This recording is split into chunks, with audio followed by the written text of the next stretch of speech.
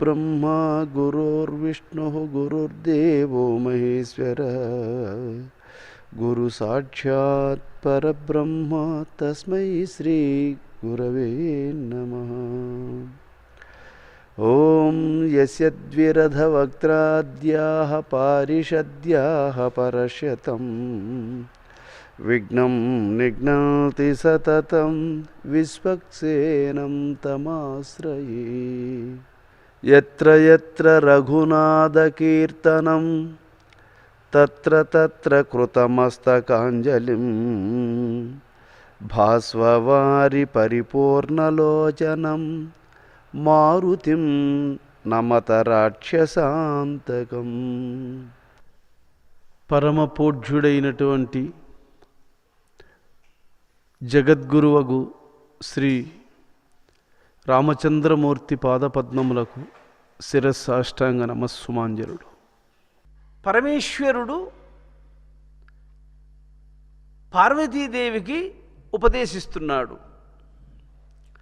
దేనిని ఉపదేశిస్తున్నాడు అంటే, శ్రీరామచంద్రమూర్తి సీతామహాలక్ష్మి ఇరువురు కలిసి పరమభక్తుడైనటువంటి ఆంజనేయ స్వామికి ఉపదేశించినటువంటి సాంఖ్య, తారక, అమనస్క, పరిపూర్ణ బోధలను గూర్చి ఈశ్వరుడు పార్వతీదేవితో ప్రస్తావన చేస్తున్నటువంటి సీతారామాంజనేయ సంవాదాన్ని మనం వినబోతున్నాం. ఇందులో సీతాదేవి ఆంజనేయ స్వామికి చెప్పినటువంటి రహస్యాలను ఈశ్వరుడు పార్వతీదేవికి చెబుతూ ఉన్నాడు. అమరేంద్రార్చిత పూర్వవర్ణిత నితాంతర్బహిర్మధ్య లక్ష్యముల్ ఉద్యద్వర మండలత్రయ కళా సందర్శనాభ్యాసయోగము ఈ రెండును నాదబిందు రుచి సాక్షాత్కార సద్ధేతుభూతములయ్యొప్పో నిరంతరం బలహుతన్ ధ్యానంబుగా వించిన.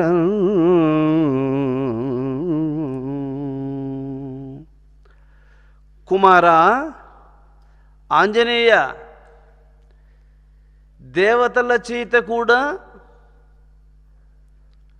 గౌరవింపదగినటువంటి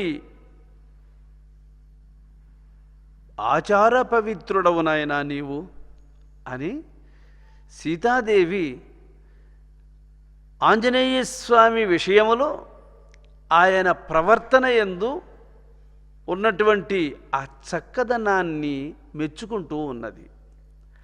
దీనిని బట్టి విచారిస్తే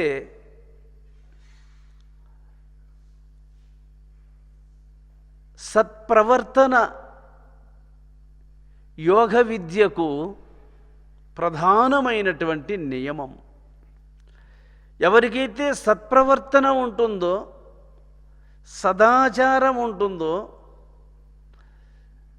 చక్కని అనుష్ఠానము కలిగి ప్రవర్తిస్తారో అటువంటి వారికి ఈ విద్య సులభంగా సాధ్యమవుతుంది. ఇది వరకు మనము తారక మంత్రాన్ని పొందినటువంటి శిష్యుడు దానిని ఉపాసన చేసేటప్పుడు దృష్టి నియమం అవసరం. దృష్టిని అనుసరించి శ్వాసలు నడుస్తాయి. శ్వాసలను అనుసరించి మనస్సు నడుస్తుంది. మనస్సును అనుసరించియే స్థిరత్వం కుదురుతుంది. స్థిరత్వానికి తగినటువంటి శాంతి చేకూరుతుంది. అందువల్ల సీతాదేవి ఇక్కడ కేచరీ దృష్టి, భూచరీ దృష్టి, శాంభవి దృష్టి, మధ్యమ దృష్టి, సన్ముఖి దృష్టి అని 5 ముద్రలను చెప్పింది. ఈ 5 ముద్రలలో కూడా అచంచలమైనటువంటి దృష్టి కదలకుండా ఉండడం అనడం ప్రధానమైన నియమం. దృష్టి కదలకుండా ఉండాలి అనేటువంటి ప్రక్రియ, ఆ నియమం ఎందుకు చెప్పబడింది అంటే, దృష్టి కదలిక లేకుండా ఉన్నప్పుడు శ్వాసలు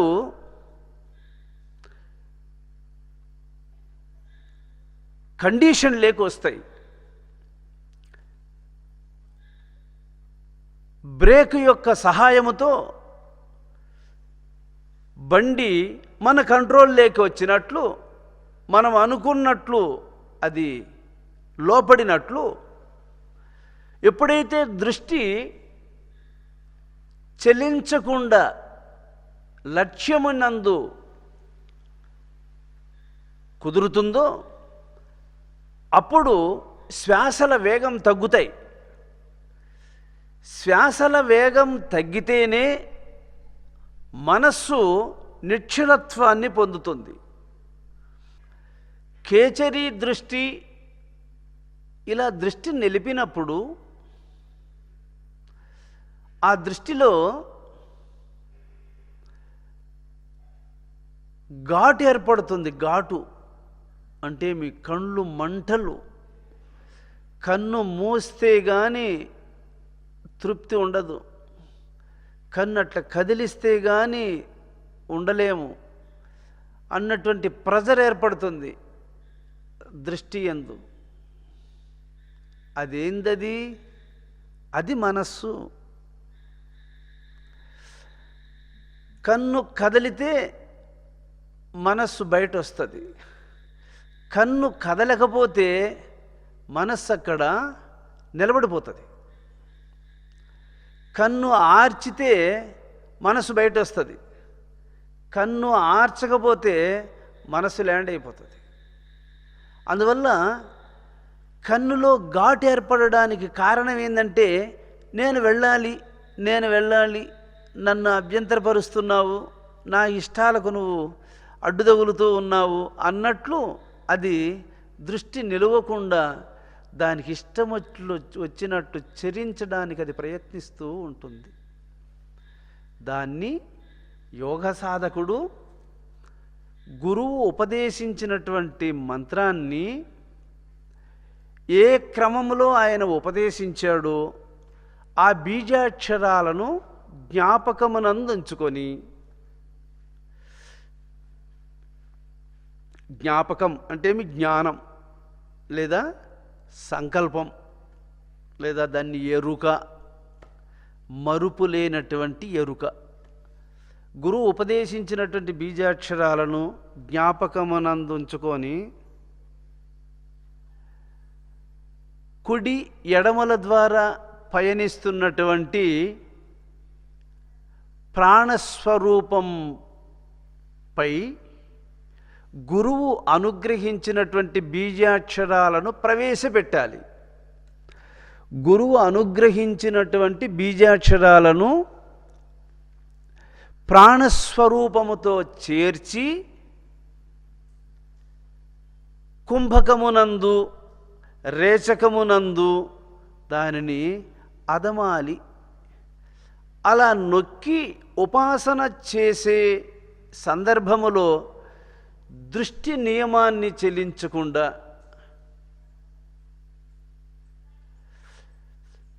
బీజాక్షరాలను మరువకుండా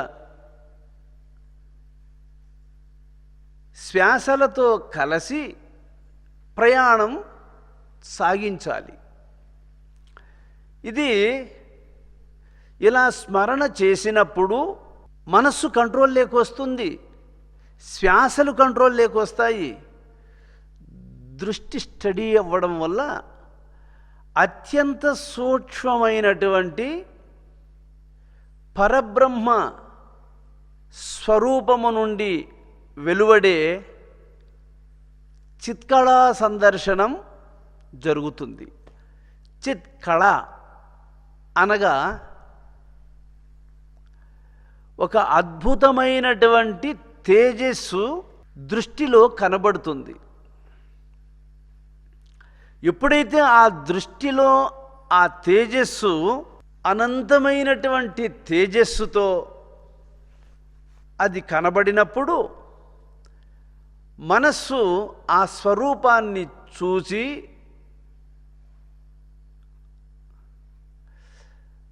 ఆశ్చర్యాన్ని పొందుతూ పరమాద్భుతంగా భావిస్తూ ఆనంద పారవశ్యంలో అప్పుడు శరీరాన్ని మరిచిపోతుంది. శరీరానికి ఎదురయ్యే చలి వల్ల వస్త్రం కప్పుకోవాలని కానీ, వేడి వల్ల గాలి కావాలని కానీ, లేదు ఇతర వ్యాధుల బాధలు కానీ వీటినన్నిటినీ మరచిపోతుంది.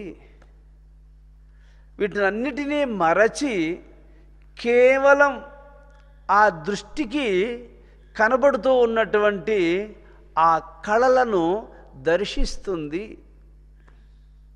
అప్పుడు మనస్సు తన్మయత్వం అనగా తన స్వరూపాన్ని విస్మరించి జ్ఞానస్వరూపాన్ని, యోగస్వరూపాన్ని పొందుతుంది. అప్పుడు కామ, క్రోధ, లోభ, మోహ, మద, మత్సర అనేటువంటి అరిషడ్వర్గాలు, దానికి అనుగుణమైనటువంటి దుర్గుణాలు ఎన్నెన్ని కలవో అవన్నీ కూడా మనస్సును అటకాయించలేక, మనస్సును సమీపించలేక, ఆత్మ తేజస్సుతో మరులుకొని ఉన్నటువంటి మనస్సును సమీపించలేక ఇవన్నీ పలాయనమవుతాయి. వీటినన్నిటి నుండి విడుపడుతుంది మనస్సు. అప్పుడు ఆ కారణంగా మనశ్శాంతి కలుగుతుంది కుమారా. ఈ మనశ్శాంతి నీ మనసుకు ఏర్పడాలంటే ముందు నువ్వు గురువు ఉపదేశం పొందాలి. ఆ ఉపదేశాన్ని నీవు కేచరీ కానీ, భూచరీ కానీ, మధ్యమ కానీ, శాంభవి కానీ, సన్ముఖి ముద్ర కానీ, ఈ 5 ముద్రలలో ఏ ఒక్కదాన్నైనా సరే నువ్వు అభ్యాసంలోకి తీసుకొని దాన్ని కరెక్ట్గా సాధన చేసి ఆ చిత్కళా దర్శనానుభూతిని పొందాలి. మనస్సుకు ఎలాగైతే చేపను పట్టాలి అంటే గాలము, వలో, సింగితము, ఊతో ఏదో ఒక పరికరం కావాలా, అప్పుడే నీకు చేప పట్టుబడుతుంది. కానీ ఎవరు చెరువు గట్టు మీద కూర్చొని ఈ చెరువులో చేపలు బాగుండాయి, మంచి మంచి చేపలు ఉన్నాయి అని నువ్వు గట్టు మీద కూర్చొని నీళ్ళల్లో తిరుగాడే చేపలను చూచి నువ్వు కలవరించినంత మాత్రంలో చేపలు నీకు దొరకవు. అలాగే నీ మనసులో ఉన్నటువంటి కామాది దుర్విషయాదులు కావచ్చు, అరిషడ్వర్గములు కావచ్చు, అష్టమదములు కావచ్చు, వీటన్నిటి గురించి నువ్వు ఏకరువు బట్టి చెప్పుకుంటూ ఉన్నంత మాత్రంలో అవి నీకు లోపడవు. కాబట్టి చేపలను పట్టాలి అంటే నువ్వు నెలలేకి దిగాల, దానికి తగిన ఆయుధం ఎత్తుకోవాలా. అలాగే నీ మనస్సును నువ్వు చక్కజేసుకోవాలి అంటే నువ్వు సాధనలేకి దిగాల, గురువిచ్చిన ఆయుధం ఎత్తుకోవాలా. గురువిచ్చినటువంటి ఆయుధాన్ని ఎత్తుకొని సాధనలేకి దిగితే నీకు దాని ప్రతిఫలం అనుభవానికి వస్తుంది. లేకపోతే ఇది మాటలకు అందేది కాదు నాయన హనుమా. నాద బిందు కళల నయమొప్పజూచుచు ఇంద్రియముల మనము నివురజేసి సత్కవీశ్వరుడు స్వప్రకాశాత్మచిత్సుఖముగాంచు పరమ సులభముగా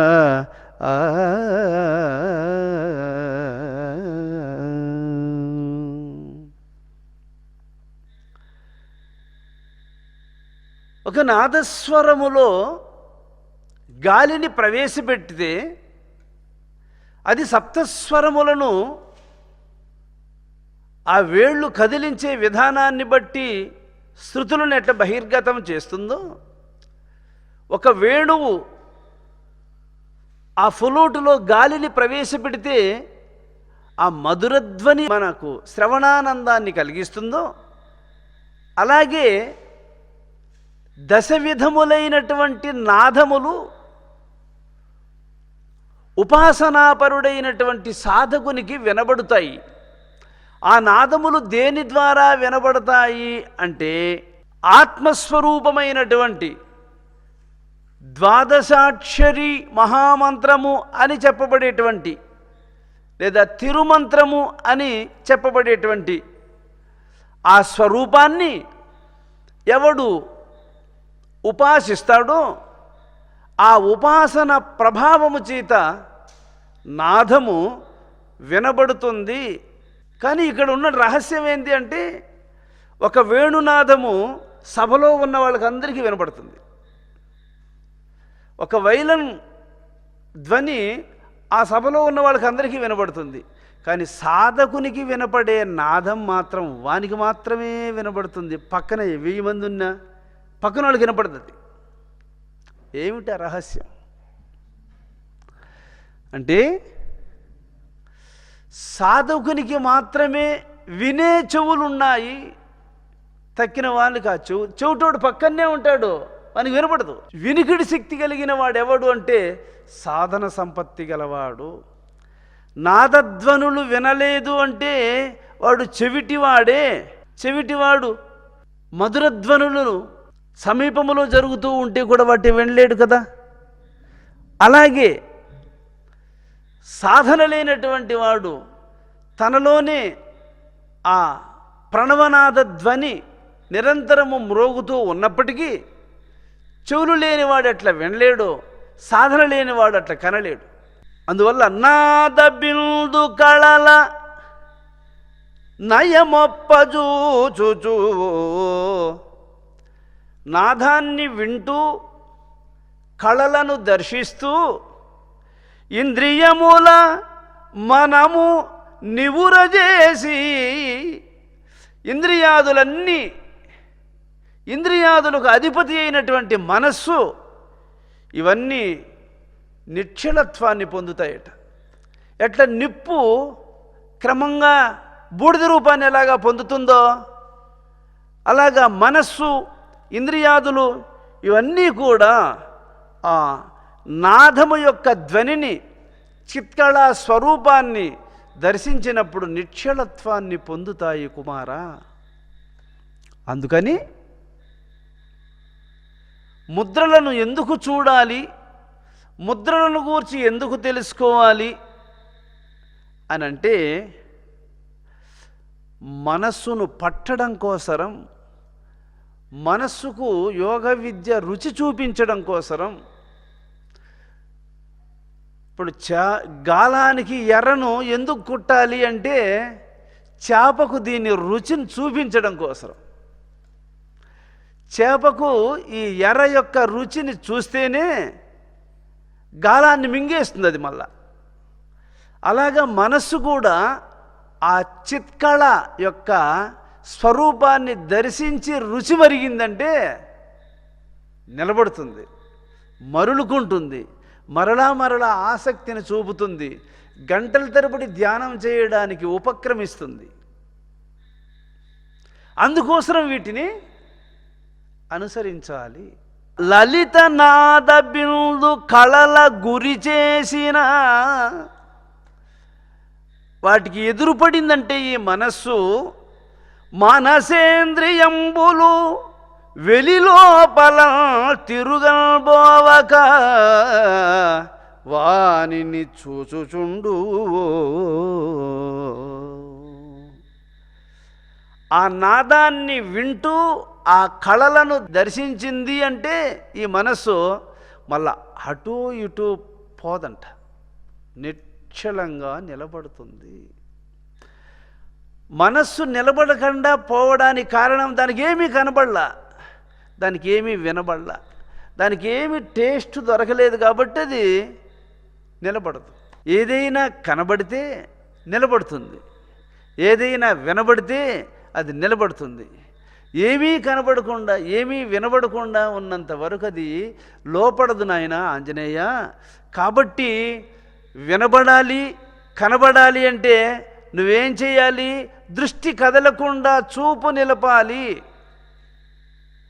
చూపు ఎందుకు నిలపాలి అంటే అది బహుసూక్ష్మమైంది కాబట్టి చూపు కదలకుండా చూడంగా చూడంగా చూడంగా చూడంగా చూడంగా చూడంగా కనబడుతుంది.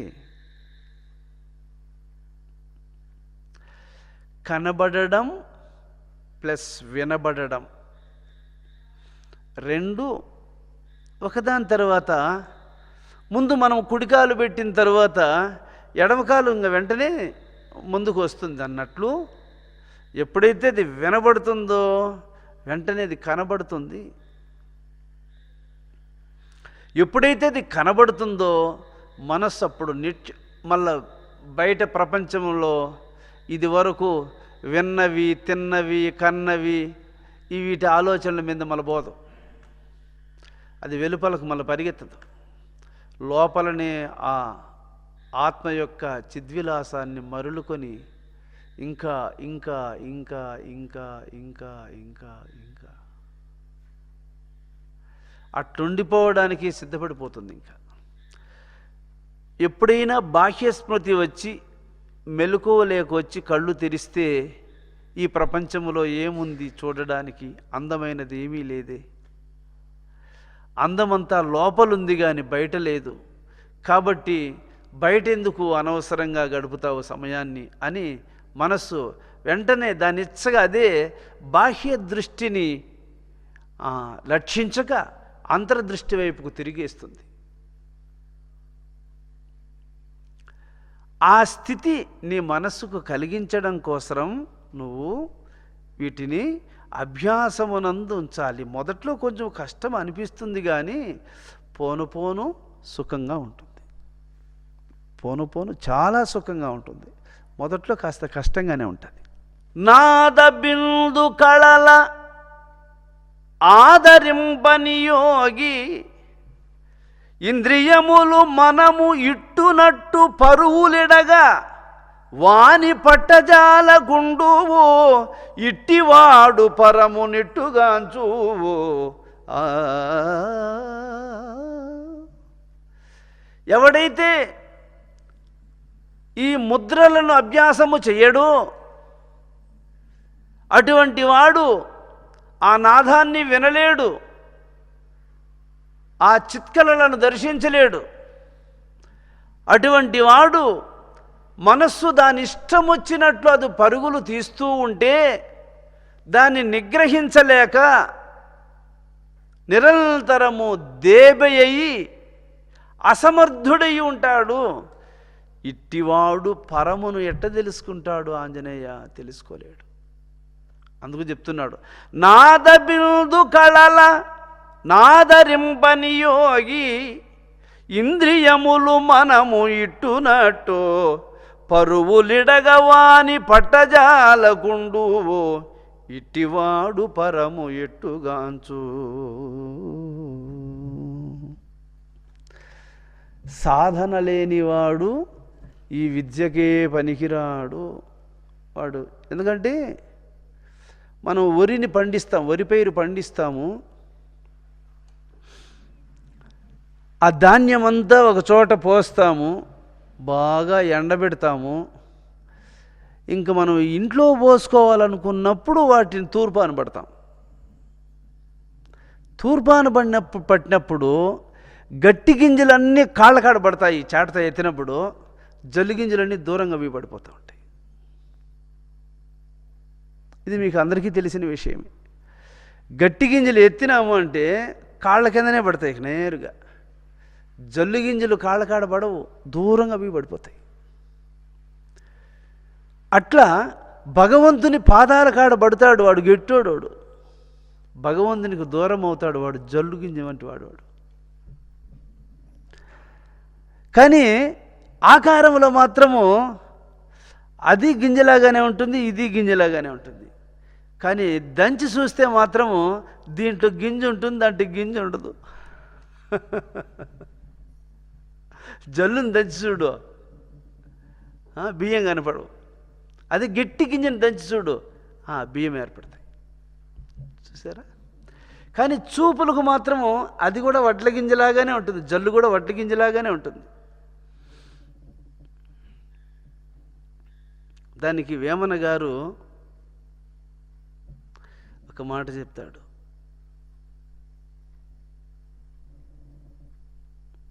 అల్పుడిపుడు పలుకు ఆడంబరముగాను, సజ్జనుండు పలుకు చల్లగాను, కంచు మ్రోగినట్లు కనకమ్ము మ్రోగునా, విశ్వదాభిరామ వినురవేమ. అల్పుడుగా ఉండేవాడు ఆడంబరంగా మాట్లాడుతూ ఉంటాడు, బుద్ధిమంతుడుగా ఉండేవాడు అరుదుగా మాట్లాడతాడు, అవసరం ఉంటే మాట్లాడతాడు, లేకపోతే మాట్లాడు.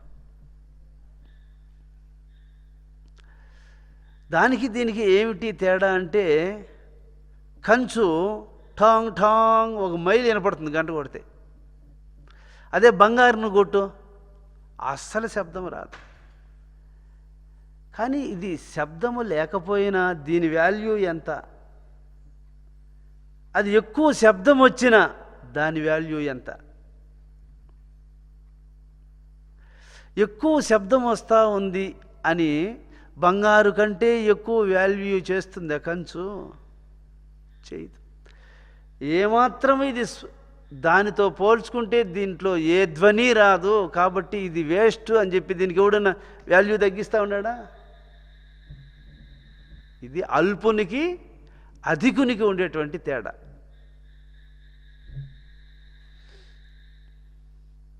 గంగపారుచునుండు కదలని గతితోడ, మురికి వాగు పారు మ్రోతతోడ, పెద్ద చిన్నతనము పేరేమీలాగు, విశ్వదాభిరామ వినురవేమ. ఒక గొప్ప ప్రవాహం గంగానది ఆ ఒడ్డుకు ఈ ఒడ్డుకు ఆనుకొని ప్రవహిస్తూ ఉంటుంది. కానీ అది చల్లగా పోతూ ఉంటుంది, మిఠా పల్లం అనకుండా చల్లగా పోతూ ఉంటుంది, ధ్వని రాదు. గంగ పారుచునుండు కదలని గతితోడ, మురికి వాగు పారు మ్రోతతోడ. గంగానది ఆ ఒడ్డుకు ఈ ఒడ్డుకు ఆనుకొని ప్రవహిస్తూ ఉంటుంది, అది మెల్లగా చల్లగా పోతూ ఉంటుంది, ధ్వనే ఉండదు. కానీ మురికి కాలువ బొడబడా బొడబడా బొడబడా బొడబడా అంటా పోతుంది, ఏడు దూకి ఆడు దూకి ఆడు దూకి పోతూ ఉంటుంది, దీనికి ధ్వని ఎక్కువ.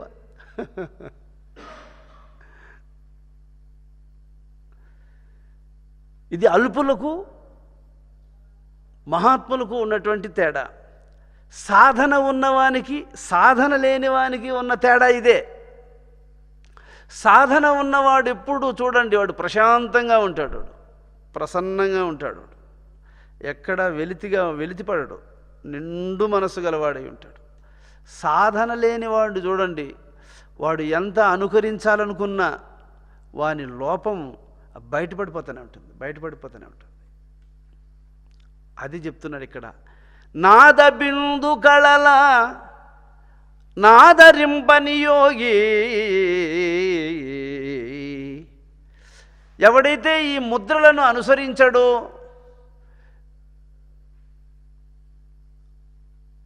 ఎవడు ఈ మంత్రాన్ని ఉపాసన చెయ్యడో, అటువంటి వాడు నాదాన్ని వినలేడు, చిత్కళలను దర్శించలేడు.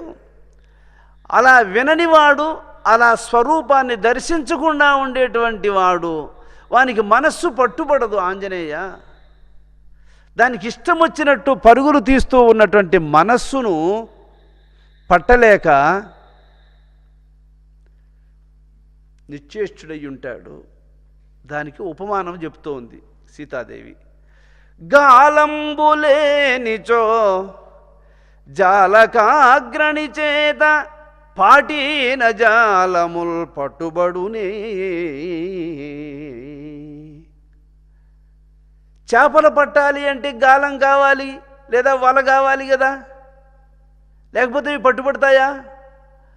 సరి ఊరిలేనిజో శకునాంతకుని చేత చొక్కంపు పక్షులు చిక్కుబడునే.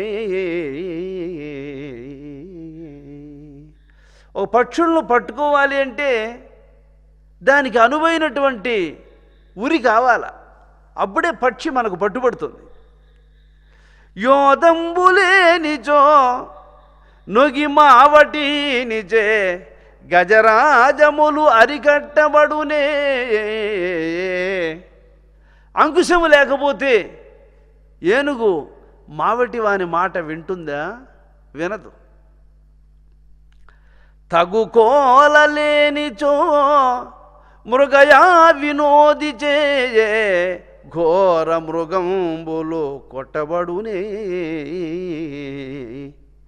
రాజితానంద తారక రాజయోగ పావన సమాధి లేనిచో పరమ శుష్క తర్క వేదాంతవాద తత్పరుల చేత ఇంద్రియ మనంబులు వినిగ్రహింపబడునే.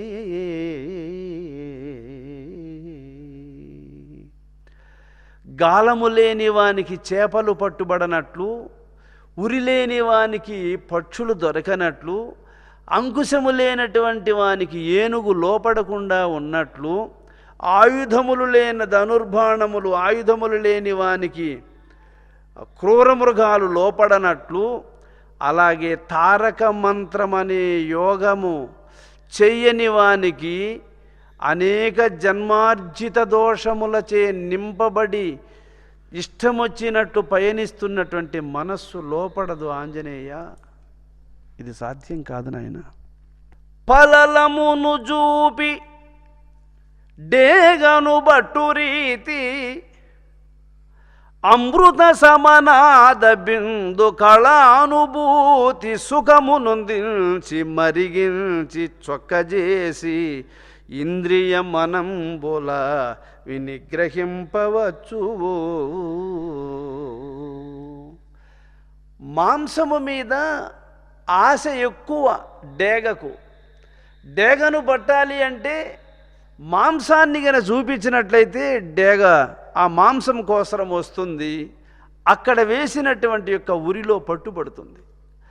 అలాగే అమృత స్వరూపమైనటువంటి నాద బిందు కళాదర్శన అనుభూతిని మనస్సుకు రుచి చూపించి మనస్సును పట్టాలి. ఇది మనస్సును పట్టే ఉపాయం ఇది. కాబట్టి ఎవడైతే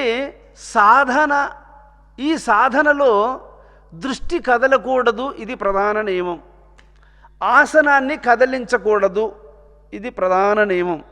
మధ్యలో అటు ఇటు కదలకూడదు. ఒకసారి ఆసనములో కూర్చుంటే సాధ్యమైనంత వరకు 3 గంటల సేపు కదలకుండా కూర్చునేటువంటి యొక్క స్థితిని సాధకుడు సంపాదించాలి. ఇలాంటి సాధన చేయాలి అంటే అతనికి ఆహార నియమం ఉండాలి, సత్ప్రవర్తన నియమం ఉండాలి. అంటే మంచివారితో కలవడం లేదా సద్గ్రంథములను చదవడం.